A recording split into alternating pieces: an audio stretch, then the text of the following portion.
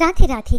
भक्तों, अधिक मास भगवान श्री हरि विष्णु जी को अति प्रिय है, इतना कि उन्होंने स्वयं अपना नाम पुरुषोत्तम इस मास को दिया है। इस मास को पुरुषोत्तम मास, अधिमास और मलमास के नामों से भी जाना जाता है। यह अधिक मास हर 3 वर्षों में सिर्फ एक बार आता है और इसलिए इस मास में भक्तजन विशेष रूप से भगवान श्री हरि विष्णु जी की विशेष पूजा अर्चना करते हैं। विशेष रूप से इस महीने श्रीमद् भगवद गीता के 15वें अध्याय का पठन किया जाता है।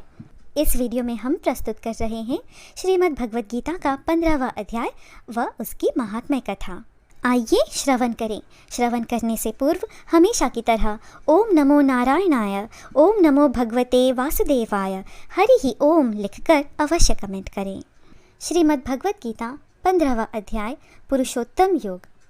संसार रूपी अश्वत्थ वृक्ष का स्वरूप और भगवत प्राप्ति का उपाय। श्री भगवान ने कहा, हे अर्जुन, इस संसार को अविनाशी वृक्ष कहा गया है, जिसकी जड़ें ऊपर की ओर हैं और शाखाएं नीचे की ओर, तथा इस वृक्ष के पत्ते वैदिक स्तोत्र हैं।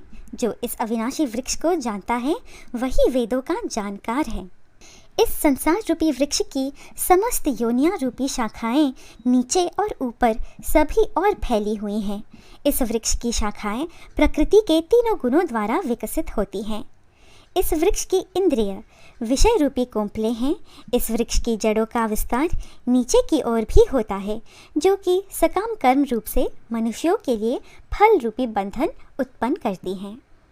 इस संसार रूपी वृक्ष के वास्तविक स्वरूप का अनुभव इस जगत में नहीं किया जा सकता है, क्योंकि ना तो इसका आदि है और ना ही इसका अंत है और ना ही इसका कोई आधार ही है। अत्यंत दृढ़ता से स्थित इस वृक्ष को केवल वैराग्य रूपी हथियार के द्वारा ही काटा जा सकता है। वैराग्य रूपी हथियार से काटने के बाद मनुष्य को उस परम लक्ष्य यानी परमात्मा के मार्ग की खोज करनी चाहिए, जिस मार्ग पर पहुंचा हुआ मनुष्य इस संसार में फिर कभी वापस नहीं लौटता है। फिर मनुष्य को उस परमात्मा के शरणागत हो जाना चाहिए, जिस परमात्मा से इस आदि रहित संसार रूपी वृक्ष की उत्पत्ति और विस्तार होता है। जो मनुष्य मान प्रतिष्ठा और मोह से मुक्त हैं तथा जिसने सांसारिक विषयों में लिप्त मनुष्यों की संगति को त्याग दिया है, जो निरंतर परमात्मा स्वरूप में स्थित रहता है, जिसकी सांसारिक कामनाएं पूर्ण रूप से समाप्त हो चुकी हैं और जिसका सुख दुख नाम का भेद समाप्त हो गया है, ऐसा मोह से मुक्त हुआ मनुष्य उस अविनाशी परम पद यानी परमधाम को प्राप्त करता है। उस परमधाम को ना तो सूर्य प्रकाशित करता है, ना चंद्रमा प्रकाशित करता है और ना ही अग्नि प्रकाशित करती है। जहाँ पहुँचकर कोई भी मनुष्य इस संसार में वापस नहीं आता है, वही मेरा परमधाम है। हे अर्जुन, संसार में प्रत्येक शरीर में स्थित जीवात्मा मेरा ही सनातन अंश है, जो कि मन सहित 6 इंद्रियों के द्वारा प्रकृति के अधीन होकर कार्य करता है। शरीर का स्वामी जीवात्मा 6 इंद्रियों के कार्यों को संस्कार रूप में ग्रहण करके एक शरीर का त्याग करके दूसरे शरीर में उसी प्रकार चला जाता है, जिस प्रकार वायु गंध को एक स्थान से ग्रहण करके दूसरे स्थान में ले जाती है। इस प्रकार दूसरे शरीर में स्थित होकर जीवात्मा कान, आँख, त्वचा, जीभ, नाक और मन की सहायता से ही विषयों का भोग करता है। जीवात्मा शरीर का किस प्रकार त्याग कर सकती है, किस प्रकार शरीर में स्थित रहती है और किस प्रकार प्रकृति के गुणों के अधीन होकर विषयों का भोग करती है, मूर्ख मनुष्य कभी भी इस प्रक्रिया को नहीं देख पाते हैं। केवल वही मनुष्य देख पाते हैं जिनकी आंखें ज्ञान के प्रकाश से प्रकाशित हो गई हैं। योग के अभ्यास में प्रयत्नशील मनुष्य ही अपने हृदय में स्थित इस आत्मा को देख सकते हैं, किंतु जो मनुष्य योग के अभ्यास में नहीं लगे हैं, ऐसे अज्ञानी प्रयत्न करते रहने पर भी इस आत्मा को नहीं देख पाते हैं।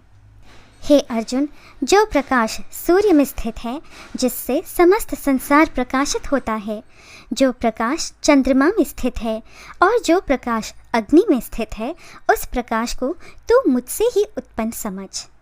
मैं ही प्रत्येक लोक में प्रवेश करके अपनी शक्ति से सभी प्राणियों को धारण करता हूँ और मैं ही चंद्रमा के रूप में वनस्पतियों में जीवन रस बनकर समस्त प्राणियों का पोषण करता हूँ।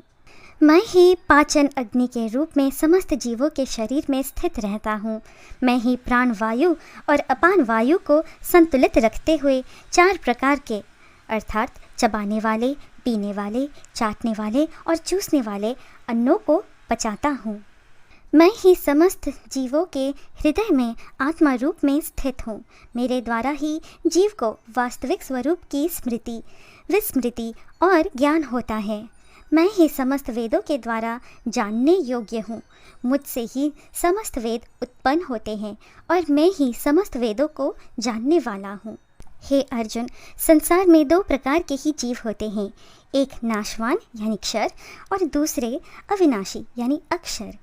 इनमें समस्त जीवों के शरीर तो नाशवान होते हैं और समस्त जीवों की आत्मा को अविनाशी कहा जाता है, परंतु इन दोनों के अतिरिक्त एक श्रेष्ठ पुरुष है जिसे परमात्मा कहा जाता है। वह अविनाशी भगवान तीनों लोकों में प्रवेश करके सभी प्राणियों का भरण पोषण करता है। क्योंकि मैं ही क्षर और अक्षर दोनों से परे स्थित सर्वोत्तम हूँ, इसलिए संसार में तथा वेदों में पुरुषोत्तम रूप में विख्यात हूँ। हे भरतवंशी अर्जुन, जो मनुष्य इस प्रकार मुझको संशय रहित होकर भगवान रूप से जानता है, वह मनुष्य मुझे ही सब कुछ जानकर सभी प्रकार से मेरी ही भक्ति करता है। हे निष्पाप अर्जुन, इस प्रकार यह शास्त्रों का अति गोपनीय रहस्य मेरे द्वारा कहा गया है। हे भरतवंशी, जो मनुष्य इस परम ज्ञान को इसी प्रकार से समझता है, वह बुद्धिमान हो जाता है और उसके सभी प्रयत्न पूर्ण हो जाते हैं। इस प्रकार उपनिषद, ब्रह्म विद्या तथा योग शास्त्र रूप श्रीमद् भगवद गीता के श्री कृष्ण अर्जुन संवाद में पुरुषोत्तम योग नाम का 15वां अध्याय संपूर्ण हुआ।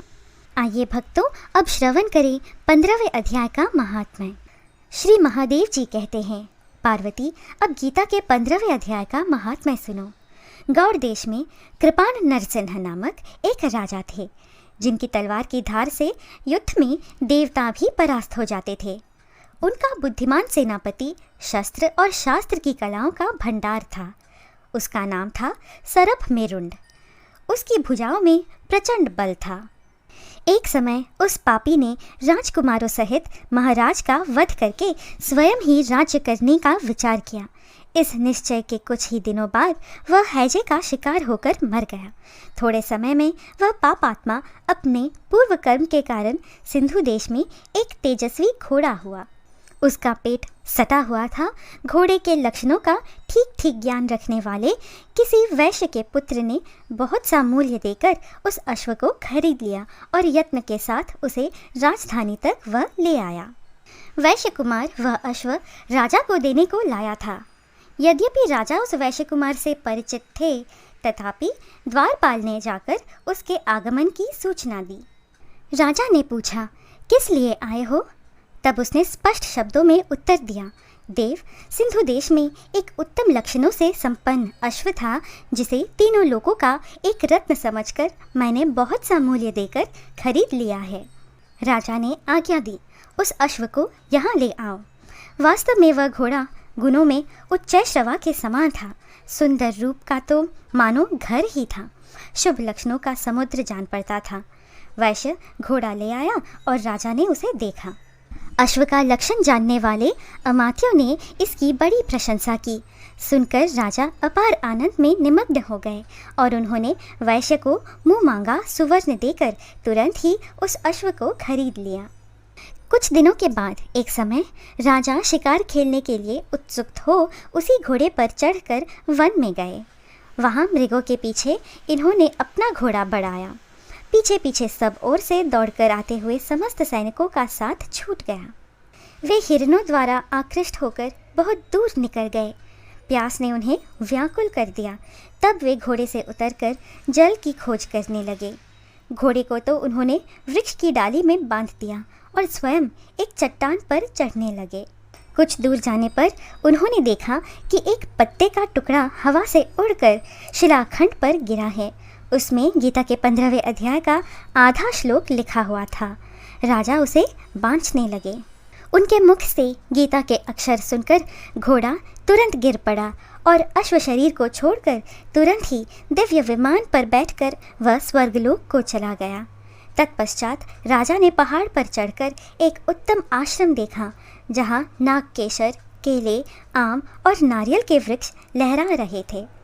आश्रम के भीतर एक ब्राह्मण बैठे हुए थे जो संसार की वासनाओं से मुक्त थे। राजा ने उन्हें प्रणाम करके बड़ी भक्ति के साथ पूछा, ब्राह्मण, मेरा अश्व जो अभी अभी स्वर्ग को चला गया है, उसमें क्या कारण है?